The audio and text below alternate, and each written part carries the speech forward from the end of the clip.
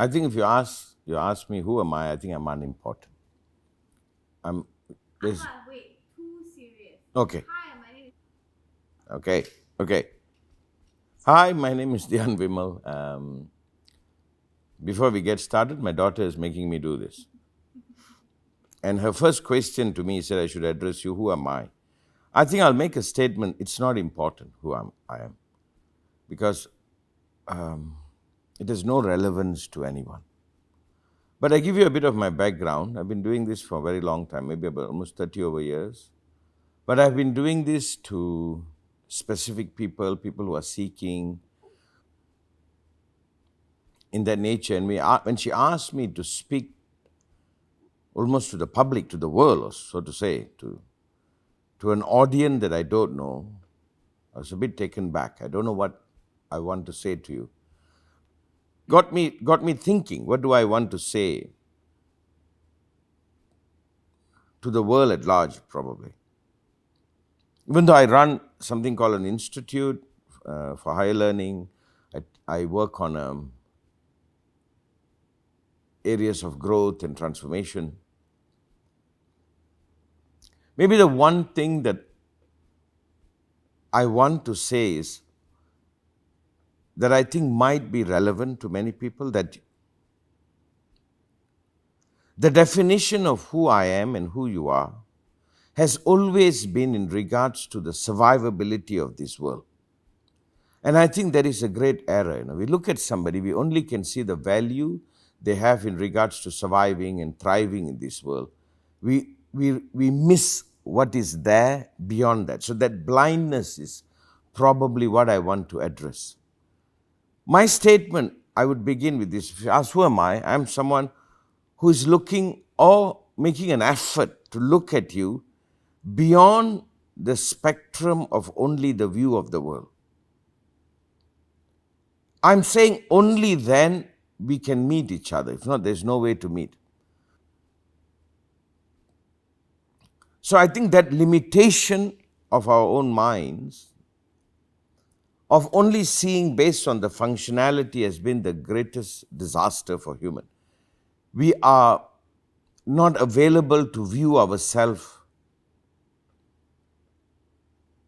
as a state of ourselves. That's why when she said, introduce me, what will I say?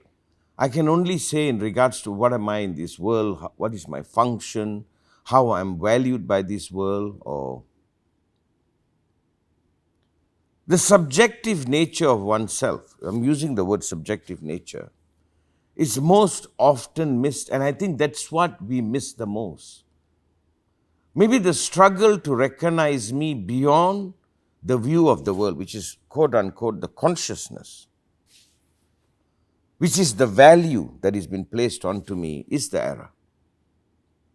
So maybe what I do, what I am, someone who plays a role in for you to see you despite the definition. I'm saying despite your talent, your ability, however you are in this world, there is someone there.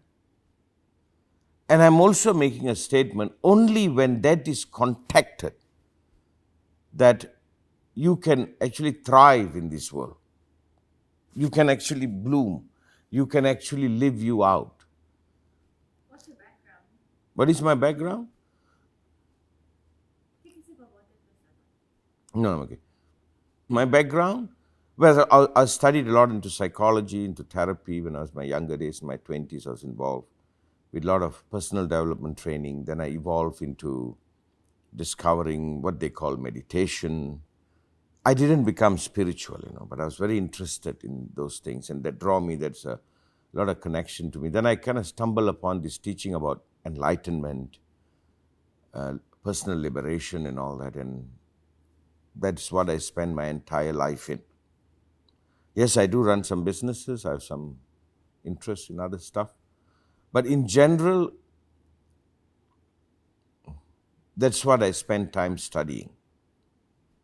That's my background. I'm from a very small fishing village, so I'm technically a fishing village boy. But maybe I'll use this to say this, I'm not interested in giving you an ideology. I'm not interested in giving you an idea. More so, I'm more interested in the person that is beyond the idea and the imposition the world has put onto you. And I'm not saying it's easy.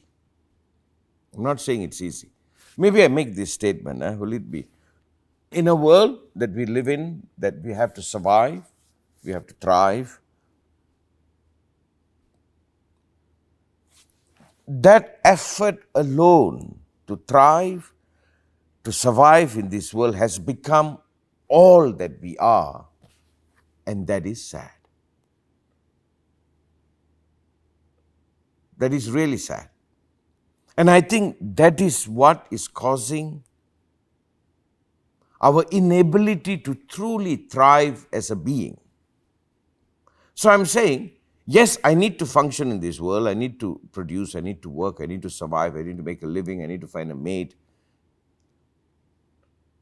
But that should not be the only definition of you.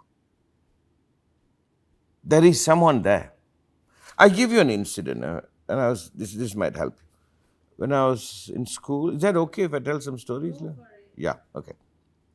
I think I was 10 years old. I was a bit of in school, and I got into fights and whatever I did as a kid. There was this English teacher named Mr. Gunn. So I kind of had a reputation a little bit. So he came, I was sitting at the back of the class. Those days, the class are like 40 people. And as he started, he was introducing himself. He picked up a paper and called my name, he said. So I stood up and I said, oh, I'm in trouble. He said, come here. And he made me sit right in front. I said, in my class, you will sit in front. And then he stood there, looked at me for a long time. And he said, you're a good boy, aren't you? Just you get angry a bit. I kind of looked at him. And he said, okay, you sit here with me. I still remember that was one of the most profoundest change. Until then, my definition was my behavior. My definition was whatever that I was. I was not really a naughty kid. I had to respond to bullies. So that was my situation. I was not a bully. I was responding to bullies, so I had a reputation. I didn't want to be bullied.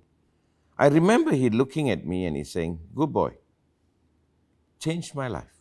Mr. Gunn, he died.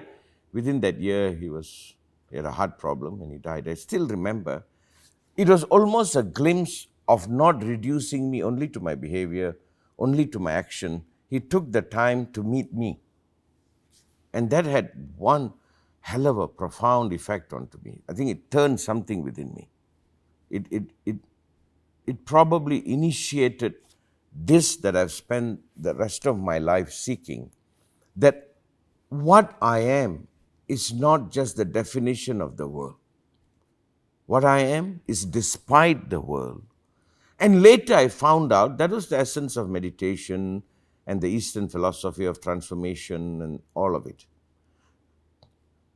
But I do not want to rely on any system because the system has the same demarcation. Again, you are valued for being spiritual. Again, you are valued for how the world looks at you. So maybe the search for the subjective. So if I have something to say to the world, whatever you are, that is not all you are. Maybe this message is worth listening. You might be out there, someone who has failed in your exam, or somebody who's not doing well, somebody who's divorced, or somebody's business is doing well, somebody's business is not doing well, you're successful, you're a failure. I'm saying it has a value in the world, but it's irrelevant to who you are. Your clothing does not dictate who you are. There is a person there. There is a being. There is a human. There is a... And I'm saying maybe in this podcast, if you pay attention to that, you are in a very beautiful place to grow, to evolve. Maybe what I'm putting forth is I'm not selling you an idea. I'm not arguing my point to be right. I'm saying what I need to say probably. You can agree, disagree, I hope. Because you don't have to fight with this because it's not a sell, it's not an imposition. It's just a provocation, maybe. It is just a point of view. It is something, it's like I'm struggling to say this way. Let me put it this way. That's why this podcast is difficult for me. Like, if I give you something of value, or I say something of value, what is that value that you will take home? Is the value that the world will appreciate. I hope I can communicate to you to the value beyond the world. I'm talking about you to you, about the state of you. I should be concerned about how you are in the world. We'll get there. I should be concerned about, do you do well, live well, do you have a mate, is your relationship working? Maybe I should be concerned about that. But I'm saying I'm going to put all that aside and look at you and maybe offer an insight or a dialogue that you are able to see you despite how you are seen by the world. Maybe what has happened to me is that's probably what has happened. I have a capacity to look at myself despite, whether I succeed, I fail. It's facts, it's something I have to deal with, but I keep holding the fact I'm more than this. And I think that liberates you, that gives you an incredible strength to express you, to exist. Maybe in this podcast, what I want to bring out is how we all have been categorized, valued, measured, placed, and we are asked to compete to have the top spot in the world. And by that, countless people get lost. You are not your result. You are not your education result. You are not your worldly result. You are not the status you live. You are. It might not have many value to many people. It might not even have. And for those who have that value, that I think that's what falling in love means. I don't fall in love because you're successful. I fall in love because you. Is that almost beyond that costume, there is a being. In my culture, we do this. When we meet each other, we put our hand together. One of the meaning behind that is I'm looking at you. I'm not looking at what you are in this world, the status you are in this world. I'm not looking at it. I'm looking at you and I'm saying, this is what I'm saying. Until that is awake, you cannot be awake to this world. You cannot live. You cannot live. You'll be choked. Again, I'm not denying the pressure of living. I'm not denying. I'm not denying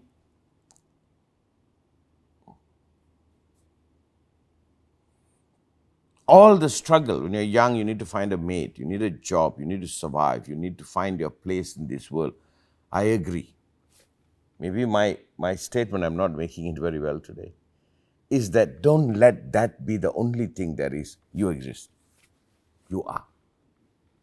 And I think humanity should celebrate that.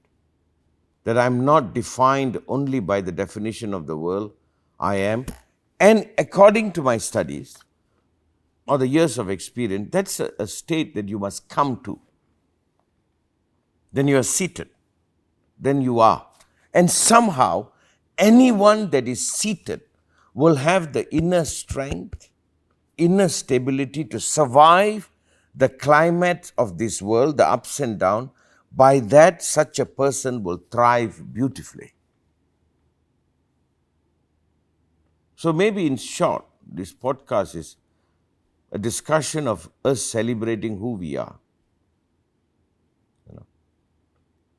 It's like a statement Osho made once. He said, I celebrate myself. It's a book title. I'm not sure how many people will be interested in this. Because the way you look at the world, we are defined. We are searching for success, for money, for position, for fame. We are defining ourselves only by the value of the world. By that, we ourselves are rejecting what is here. They say the animals that has no value to human, we kill it off, We make it extinct, they say. So I think we are being choked by Special interest group, we are choked by people who want to value what they value and defined us by them. It's very strange, dark skin was once not considered beautiful. How dare they? Who are these people?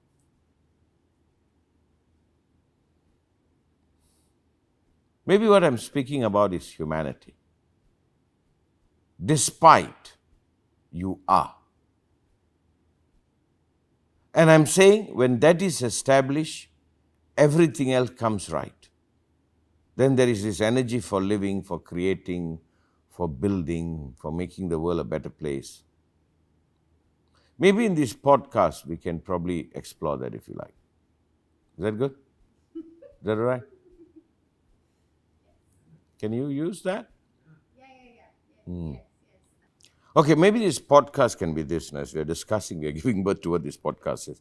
I think it's an invitation into a conversation. Not that I'm speaking, you're listening. I'm not positioning myself as an authority. I'm positioning myself as a person who spent huge amount of time exploring this.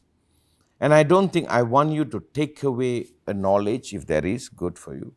But I want you to take away the participation in the thinking process, participation in exploring, looking at it for yourself, coming up with your own clarity. Because any clarity you come to, it's a revelation of you. So maybe in this podcast, as how my daughter is saying, we will go into many, many subjects. We can begin the conversation. That we go away from trying to agree and disagree with an answer or just to grab hold of an idea. More so, we wake ourselves up as a curious participant to think it through, to look like what Socrates said, an unexamined life is a useless life. Maybe this podcast is an invitation for you to explore. Again, I'm not trying to sell an idea. I don't have a point of view that I think the whole world must bow to. Maybe the only point of view is everybody must have a capacity to come to this on their own. You have to not be subjugated or subjected only to somebody's belief system, that you must step in. You must agree and disagree, not with me, with the subject. And until you come to yourself to see what is there. Because when that happens, that's when everything begins, because you happen. I go back to this again. See, the action of absenting people by the definition of the world is the critical error. I must look at you beyond the value that is placed by the world. I must be able to look at you beyond that. And by that, I offer myself to look upon me that way. If not, I am only struggling to fit into this world, into this structure, into this mind. And that's the calamity. That is the calamity. You know why children are happy, young people are happy? They're not yet subjugated. They will be. If they don't have the strength to stand their ground, and very few can have, against the biggest mass of the world, you cannot find your individuality. You will be reduced to a definition, and that definition, in some sense, destroys. Maybe in short, all my conversation is going to end up with one thing: you are more than this. And that should be exciting. No? No good? No, it's good. It's good. We can't have a reaction. You're not supposed to hear our voice so much. But let's go into it, because I'm also struggling. I've not done this. I can talk on my subject, a We're topic. figuring it out Yeah, as we go. as we go. Maybe that's what it is. We are figuring it out. After 35 years or 40 years of doing this, you put me on a stage here and I'm figuring it out. Like, what am I going to tell to an audience of the world with countless views and mind? Maybe I can say this about me, I bear testament, I'm more than my reality, I'm more than my form, I'm more than my ability. I bear testament, I'm more. When I say I'm more, I'm not making myself special. When I say I'm more, I'm saying I'm not only this. This is just a small part of me. And And when I allow that more to come into action, I seem to be breaking free from the limiting consciousness. And somehow what happens is I can expand, I can grow, I can discover. You see, what has happened to human beings is very simple. No? There is a constriction how you're supposed to be. When I was young, growing long hair is rebellious. Having a crew cut is being a good boy. This is the margin we live in, The hip people wore bell bottom, the rest of us wore straight cut. Can you imagine the margin that we are trapped by the idea? Maybe I'm talking about real freedom, freedom beyond definition. But I must not impose it onto the world, I'm not saying go rebel. No, the world will always this way. You change this definition, the next definition will be there. There are always people out there positioning themselves so they become popular, they are worshipped. So what they believe becomes the only belief there are. This is power trip. I am saying you are. And the absence of you being present is if there is a problem, that's the problem. I think this is an invitation for anyone who wants to explore, talk things through, meet, be provoked. I'm not attempting to teach, I'm inviting a learning. Maybe I will say this, the preciousness of who you are has to be rediscovered, not to be lost only to the definition of the world, to recognize there is something here despite how I'm seen by the world. And maybe this podcast is a journey to explore that. But I also insist this, this podcast should also play a role in provoking people to live the best life possible, to live in delight, to live in beauty, to explore, to celebrate, to dance. Maybe to love. I don't like to use that word too much, but maybe to love. But as we go into this, let's do this. As we go into this, as questions comes up, we see how it evolves, and maybe you can join me into evolving with this discussion. Thank you. Thank you very much. Is that what you want me to say? Okay. Thank you. Thank you for watching. Thank you for watching. Thank you for listening. Thank you for participating. Thank you for dancing. Okay, thank you. I think that's good. It's good. That's one. We have two more. Okay. Let's take 5. You have to take it. Yeah.